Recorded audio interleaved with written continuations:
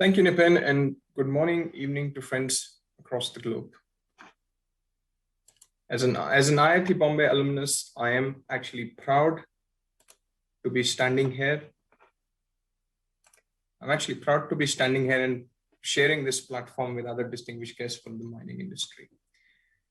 Having seen and tackled mining through the prism of a service provider, an entrepreneur, and as an operator, I'm actually quite excited to share my views today on the technology in mining sector. However, how best to describe mining? That was the first question I posed to myself.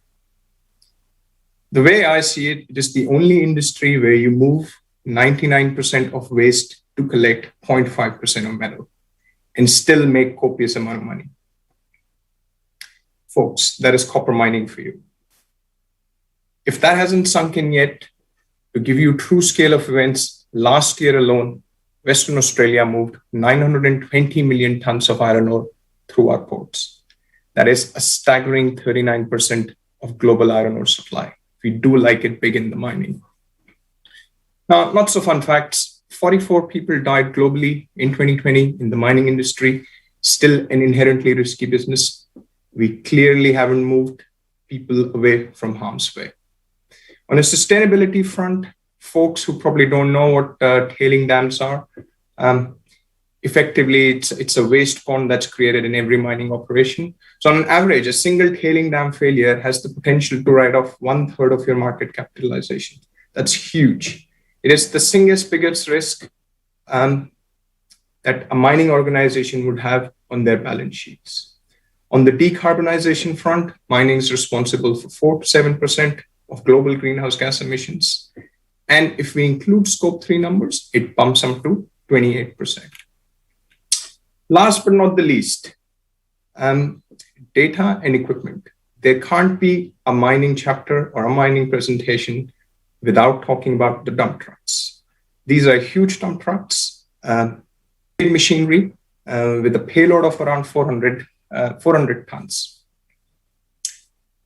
In the last few years, we've been capturing innate amount of data in every part of our value chain, but we're still not good at making best use of enabling it to make quick decisions.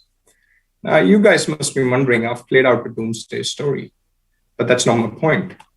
To me, this presents the landscape of opportunity that technology presents within the mining sector. Now, to summarize it again, technology will play a central role in making mining operations more efficient, more productive, safer, and sustainable by utilizing and connecting data across the value chain. Now, I keep referring to this value chain, but I'm not sure if a lot of us actually understand what this value chain is. So quite simply, starts with exploration planning. We kind of call it pit, and then goes all the way to the port. So effectively, we can take material from pit all the way to the port through exploration planning, extraction, processing, and then moving ore through either train or through our ports. To delve further, let us touch on the mining value chain and understand the burning need for the technology-driven change. Now, exploration and planning by itself. Let me talk about exploration first. It's basically drilling intensive, and exploration drilling is nothing but 60 to 70% labor, and the remaining component is equipment. Now, that's interesting. Almost a right case for drilling automation, as well as moving people away from harm's way. Mine planning, on the other hand, is static, with little to no change or chance of updating it in real time. Different beast altogether, in my view. Extraction, on the other hand, is a different story, very heavily reliant on dump trucks. Trucks, in my view, will actually be the epicenter of future mining innovation. There are two problems that we're trying to solve there. One, for the folks who don't know, 60 to 70% of mining scope 1, scope 2 emissions stem from these dump trucks. So yeah, there is a mandate to actually reduce the emissions. Secondly, because they are the epicenter of most of the mining activity, they are a ripe case for equipment automation. However, what technology stack should sit on the truck is actually a big question. Trucks in the present day and age are actually speaking to each other through different types of events and modeling and dispatch logic to make it even more efficient. The question is actually quite live and vivid about what technology stack should be going on the truck. And if we can maintain the same payload, and if we can reduce emissions either by electrifying these trucks or perhaps even using different means of fueling these trucks or different commodities to actually fuel these trucks, perhaps hydrogen in future. That's the question that mining industry is being posed as of present. Some bigger miners have actually used electrified trucks or actually beginning to use electrified as well as automated trucks across their operations. Moving on, if we take a bigger look at the processing part of the value chain, then equipment availability, reliability is a key driving factor here. IoT sensing as well as predictive, prescriptive maintenance is bound to play a huge role in the processing part of the value chain. To summarize, I see several technology themes emerging out of the changes to the value chain. To delve further, for me, data science, IoT, AI, machine learning will actually replace all the outdated methods that involve manual intensive labor as well as inspection within the mining value chain. Now, this spreads from looking at an on-site geologist all the way to a maintenance operator in the further down the value chain. The other theme that's emerging, which I'm quite passionate about, is pure sciences are going to play a mainstream role in actually making that impact and change. The sustainability aspects have been questioned a lot. So the pure sciences are actually converging with information technology.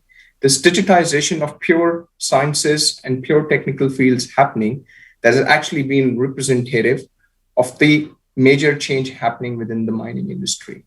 Equipment automation is rampant, as I've said. It's happening across the value chain from drills to trucks to trains. The other interesting situation that's emerging out of all of this is there's a lot of point-based solutions that mining industry has been looking at. However, with all equipment automation, as well as sciences and IoT and machine learning playing a major role, I see that's moving over to system-based solutions where there'll be better integration across the value chains and data will be able to flow from one point to another. Then the billion-dollar question, what are the future skills that we'll need in the mining?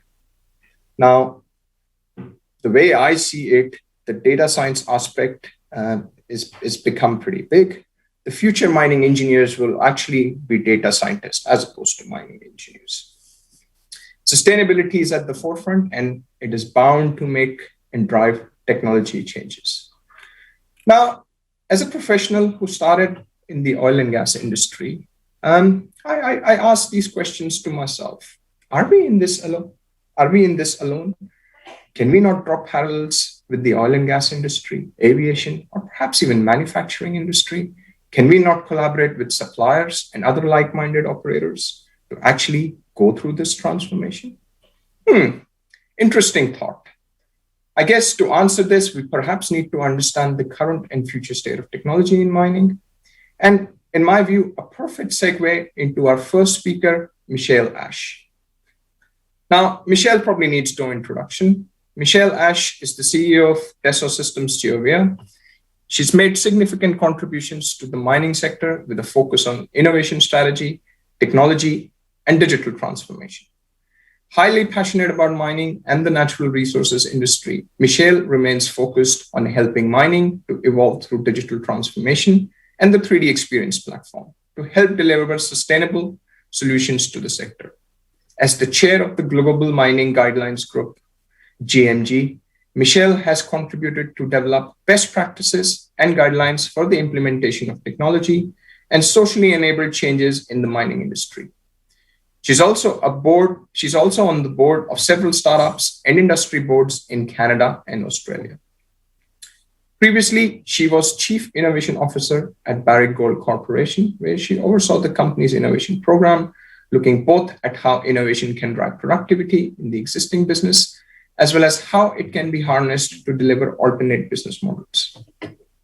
Michelle was named to the 2016 list of 100 global inspirational women in mining by the Mining in UK, and won the Technology Innovator of the Year Award at the Mines and Technology in 2019. She holds a degree in civil engineering and an executive MBA from the Melbourne Business School, as well as a degree in psychology from Deakin University. Now, without further ado, I hand it over to Michelle to take us through the current and future state of mind.